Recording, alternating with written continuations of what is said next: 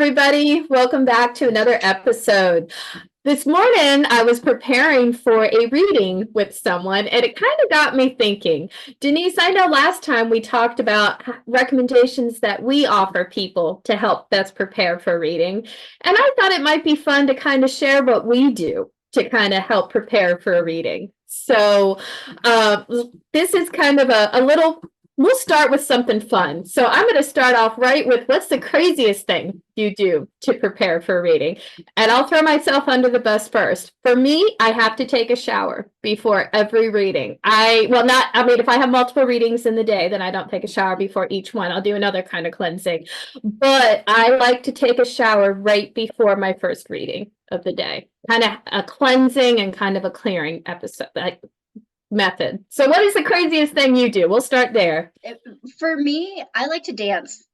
I like to turn on some music and dance around my living room, and it helps me shake off the rest of the day, whatever is going on.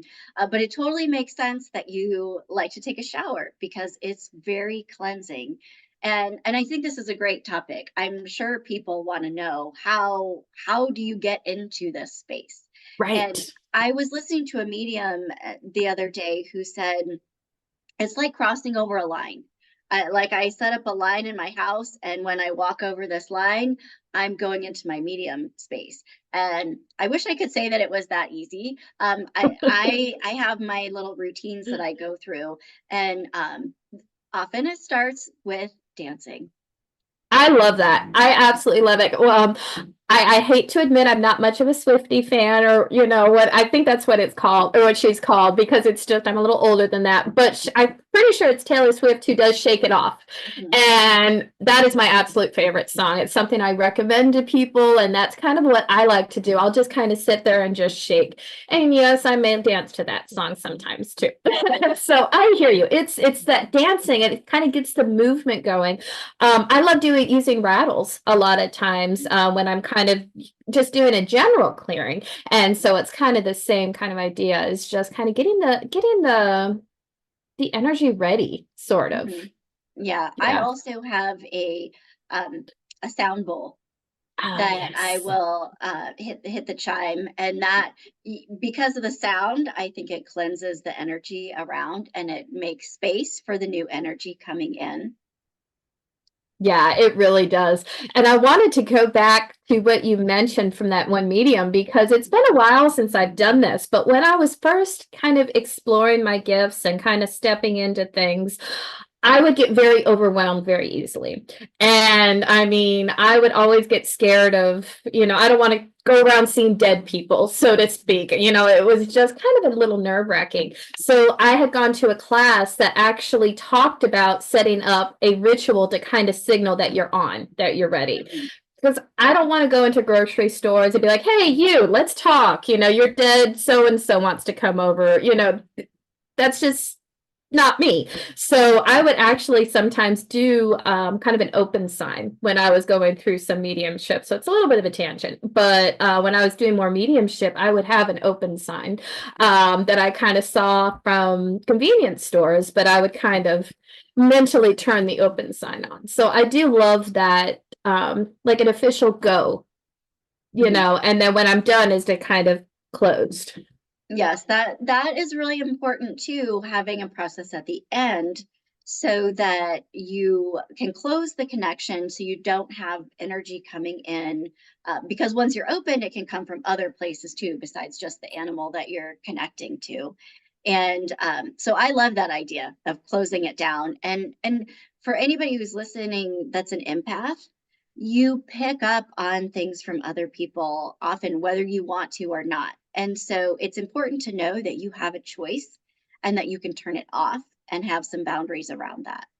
1,000%. I love that tangent. Because even though, like I said, I don't do it with animal communication, it was a protective thing. It was definitely a protective thing, and I think it's a great reminder. Thank you for reminding the empaths out there, or even just people getting started learning, is to have those boundaries and the kind of. And I think a lot of it was self-preservation and protection for myself too. But Mhm. yeah, learning some of that.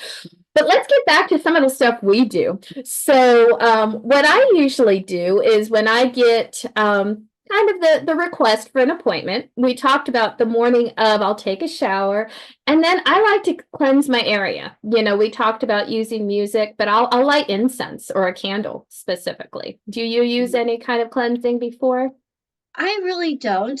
I have a specific room where I do all of my readings, and so I pretty much reserve it for my cats and for my sessions. And so to me, that is my safe space to do that. And so I think that's kind of my way of organizing my physical space around that. I love it. I love it. So then what do you do right before a call? I always meditate. And Yes. I almost always do the same meditation. And I love it because when I sit down to prepare, I usually think I get to go be somewhere else.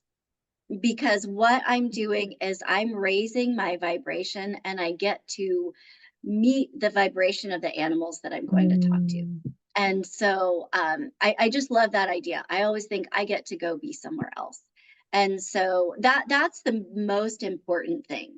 And that's what really grounds me is this particular meditation that I do. And that's the one thing that I absolutely have to do before reading.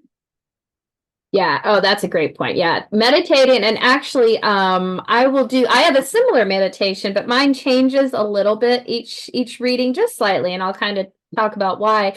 But I love my chakra wand. And a lot of times what I'll do is I'll kind of bring my root chakra down and kind of really start to focus and kind of like what you said, travel up, but for me it'll kind of start physically and then kind of bring that space to the animals. But yes, meditation is so important, and setting that space. The only thing that'll change for me sometimes is kind of a prayer I do, as opposed to, like, along with the meditation. I will do a general meditation. I do call in some of my guides and the animals guides and the humans guides, for the highest and best.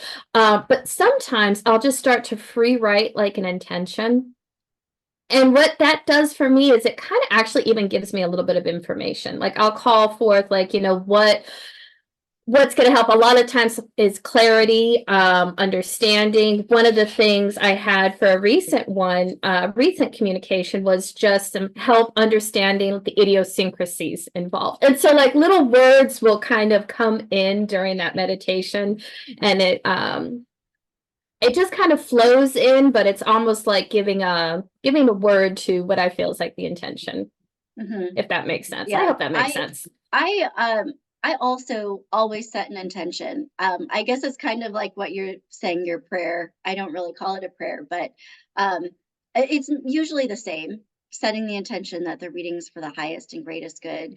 Sometimes I do ask my spirit guides to give me the words to say, Yes. to tell me what the person needs to hear, and sometimes I set more intentions around my third eye being open and making sure that I am open and clear. So it can, I don't always specifically go through all of those. The one thing I do is I always set the intention that it's for the greatest good. Yes. Yep. Yeah, 1,000%. The intention, for the greatest and good. And I have to admit, you guys have seen a few of my videos. I do also ask for extra concise. To be clear and concise, I do ask for a little bit of help with that from energy and from the guides. But That's yeah. a great idea. I'm going to do that. Just help me with the words. And just but yeah, I think that's the biggest thing is the intention about for the highest good of all, because yeah, I don't even there luckily there hasn't been a lot of negative information or a lot of bad stuff, but I do pray that even if, or intend that even if some of that stuff does come up, that it is for the highest good. Ultimately, it's things that people are going to walk away, and their animals are going to walk away from the session together feeling served, feeling heard, and feeling just, I'm not going to say healed, but just that they got what they needed out of the session. And sometimes there are things that are messages I don't necessarily want to give. Like you say, there might not be the most positive. But if that's the case, with this intention, I feel like the animal usually is telling me for a reason. And Yes. they will say, here's what you can do for me, or here's what I need. And so it comes through for a reason. I have also had times where I went blank on something, where I can think of a specific time there was an animal passing, and I asked a question about the Mm. passing and went completely blank. And I believe the reason why is because it was not helpful. It wasn't for the greatest good for them to answer anything about that question. It also tells me that it's not important to them. Mhm. So that's usually what I relay to the person, is that there could be reasons why I'm not getting an answer. And if it was important to the animal, they would talk about it. So sometimes that in itself is the answer to the question. But I think that's important to note, is because I do think, because of that intention, there are times that I don't get an answer to a question. Yeah, ditto. And I have even heard like that's not important, or you don't need to know that. There was even, yeah, we can talk about this some other time, but I know there was one time that I was communicating, they're like, well, they already know that answer. And it was kind of like similar. It was, it where it was just not important at that moment, not important for that healing. And I think it does so go back to what the intention that we set at the beginning and that we ask the caregiver to set at the beginning. Mhm. So that preparation really, really is important, because just like with any healing that we do or anything we do, having that space and being prepared at the beginning is so, so important to set. So whether it's through music, whether it's through cleanliness, and the other thing I do like to do is use a little bit of essential oils, which I'll mention a funny story real quick. I have a psychic intuition oil from, I will mention a little plug. I hope it's okay. Art of the Root, one of my favorite companies. And I was, kind of putting in my intention and kind of doing a little bit of oil. And the cat just started laughing at me. She's like, "Oh, you humans are so crazy with all your rituals." And I mean, the I cat was love just that. there, almost just looking at me like, "Really? Do you really need to do all that?" And it got me thinking, yes, yes, some of us humans do need all of that good stuff, I've so had that happen before too, where the animal is like, "Okay, I'm ready to talk. You can stop whatever yeah. else you're doing. Like, I'm ready. You don't have to keep going." Right. So yeah, it goes back to, we mentioned some stuff that you can do, and today we talked about some stuff we can do, but it really tells us the animals are like, all right, let us know, we're here for you. That's We're right. here, we're ready. That's right. So And animals are the best. I love being able to talk to them because like you said, I don't worry about a lot of negative energy, because animals are pure love. And when I'm working with them, I don't feel like I'm opening up to anything else but pure love. And so I love that about animals, and I feel so lucky that I get to talk to them. amen. Oh, what a great point. And I think that's why I stopped doing that open and close, because I don't do that with animals, with animal communication. I have animals kind of come in, but it's funny doing mediumship or kind of other things. Like I have to tell, like, nope, I'm not ready here. But you're right, animals are pure love. That it's Mhm. just, if animals are coming through, it's a safe space. Yeah. So Yes. yeah. Yeah. Awesome. Well, any other fun things that you do to kind of prepare, Denise? I don't have any really fun things, but I would love to hear if other people have ideas or suggestions or things that you do. Please put them Yes. in the comments. I'm always open to ideas. Yes, yes. Ditto, ditto. And because the other thing is it comes with the day, it comes Yeah. with whatever feels more appropriate. And also which stones I pull out too, because I do work with a lot of crystals.